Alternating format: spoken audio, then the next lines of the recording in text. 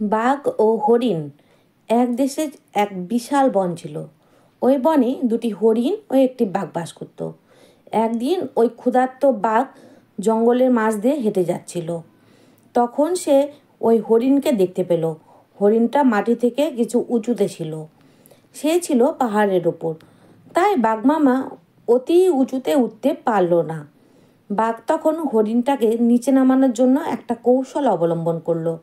বাঘ তখন হরিণটাকে বুদ্ধি করে বলল, ও ভাই হরিণ, এত উঁচুতে উঠেছ কেন? তাড়াতাড়ি নিচে নেমে এসো, নয়তো উপর থেকে পড়ে মরবে। হরিণ বাঘের মনের চালাকি ধরতে পারল। তাই হরিণ বলল, বাঘ কখনো অন্যের উপকার করে না। আমি যদি নিচে নামি তাহলে তুমি আমার ঘাড় মটকাবে, তারপর চিবিয়ে খাবে। এই কথা বলে হরিণ ছুটে পালালো। তারপর বাঘ একই জায়গায় আরেকটি হরিণ দেখতে পেল। এই হরিণকে খাবার জন্য বাঘ একই কৌশল অবলম্বন করলো। বাঘ হরিণটাকে বলল, অত উঁচুতে উঠেছ কেন? তাড়াতাড়ি নিচে নেমে এসো, নয়তো পড়ে মরবে। তখন হরিণ ভাবল, সত্যিই তো, যদি আমি হঠাৎ করে নিচে পড়ে যাই তবে মারা যাব। তার চেয়ে আমি নিচ দিয়ে যাই। এই ভেবে হরিণটি নিচে নেমে এলো।